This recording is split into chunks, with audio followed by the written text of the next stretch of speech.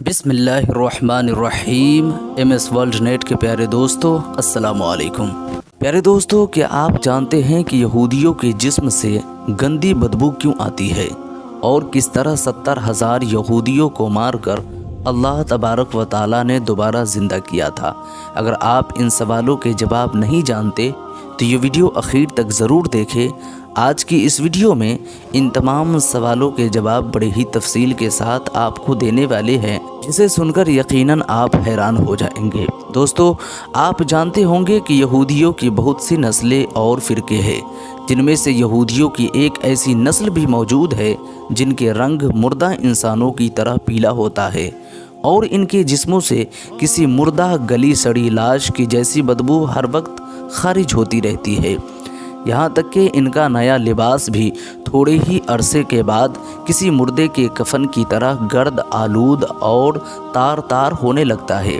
یہ لوگ اپنی اس کمزوری یا نشانی کو چھپانے کے لیے بھلے کتنے ہی پرفیوم اور خوبصورت لباس استعمال کر لے، ان کی تینوں نشانیوں میں سے کسی ایک نشانیوں کی وجہ سے پہچانے جاتے ہیں۔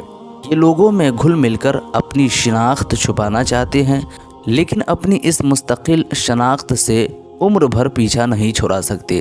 ان کی اس خامی کے حوالے سے کہا جاتا ہے کہ یہ ایک عذاب یافتہ قوم ہے جو ہزاروں سال پہلے دنیا میں آئی تھی، لیکن اپنی بدعمالی اور پیغمبر کی نافرمانی کی وجہ سے، اللہ کے احکامات کے خلاف ورزی کرنے کی وجہ سے ایک انوکھے اور بدترین عذاب کا شکار ہو گئی تھی۔ دوستو، یہ واقعہ کچھ یوں تھا کہ حضرت موسیٰ علیہ السلام کے بعد کی بات ہے، جب ایک پیغمبر یہودی قوم کے ایک بڑے شہر کی جانب بھیجے گئے۔ جیسا کہ یہودیوں کی تاریخ شروع سے یہی بتا رہی ہے کہ اللہ تعالیٰ کے سخت نافرمان رہے، اسی لیے صرف ایک اس قوم کے مختلف شہروں اور قبیلوں کی اصلاح کے لیے ایک وقت میں سینکڑوں کی تعداد میں پیغمبر اور نبی بھیجے جاتے رہے۔ کہا جاتا ہے کہ ان پیغمبروں کی کل تعداد میں سے 90% پیغمبر یعنی 1 لاکھ سے زیادہ صرف یہودیوں کی طرف بھیجے گئے، لیکن جیسا کہ یہودی روپیے پیسے کی لالچی دنیا دار اور جنگ و جدل سے دور رہنے والی قوم ہے، اس وقت کے پیغمبر ان کو روزانہ گھروں میں جا کر جہاد کی تیاریوں کی حکم دیتے، لیکن وہ دنیاوی زندگی میں اتنا کھو چکے تھے کہ موت کے تصور سے ہی گھبرا جاتے تھے۔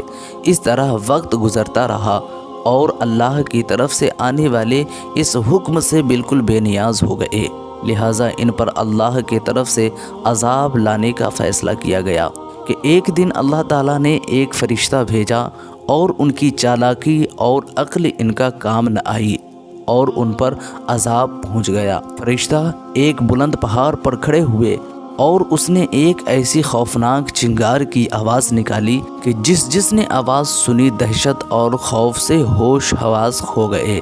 اس کے بعد فرشتہ نے اسی گونجدار آواز میں پکارا، موٹو یعنی مر جاؤ۔ اس کے یہ الفاظ ادا ہوتے ہی یہ جہاں پر یہودی تھے وہیں پر سب لوگ لیٹ گئے اور اسی وقت ان کی روحیں ان کے جسم سے پرواز کر گئی۔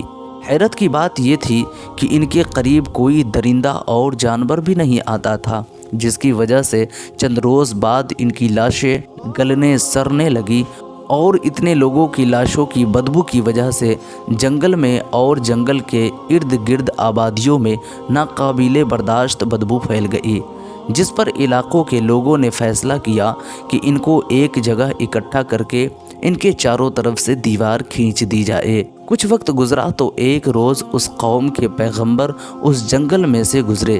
اپنے قوم کے ہزاروں افراد کا عبرتناک انجام دیکھ کر ان کا دل بھر آیا، اگر یہ زندہ ہوتے تو میں ان کی تبلیغ کر کے نافرمانی سے بچانے کی کوشش کرتا۔ اس کے بعد پھر فرشتے حاضر ہوئے اور اللہ کا پیغام دیا کہ آپ ایک بار پھر انہیں سمجھانے کی کوشش کریں۔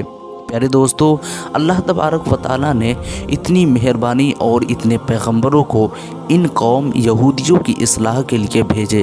آپ سمجھ سکتے ہیں کہ یہودی کتنا بدبخت اور نافرمان خدا، نافرمان پیغمبر ہے۔ پیارے دوستو، امید کرتا ہوں کہ ان کے جسم سے آنے والی بدبوؤں کے بارے میں آپ صحیح طریقے سے سمجھ گئے ہوں گے، کیونکہ یہ نافرمانی کی وجہ سے آج نہیں بلکہ قیامت تک لعنتی رہے گا۔ پیارے دوستو، یہ واقعہ، یہ ویڈیو آپ کو کیسی لگی؟ امید کرتا ہوں کہ اچھی لگی ہوگی۔ اگر ایسا ہی ہے تو اس ویڈیو کو لائک اور اس ویڈیو کو شیئر کر دے۔ ہمارے چینل پر نئے ہو تو سبسکرائب کرنے کے ساتھ بیل آئیکن لازمی دبا دے۔ پھر ملتے ہیں اگلی ویڈیو میں، تب تک کے لیے خدا حافظ۔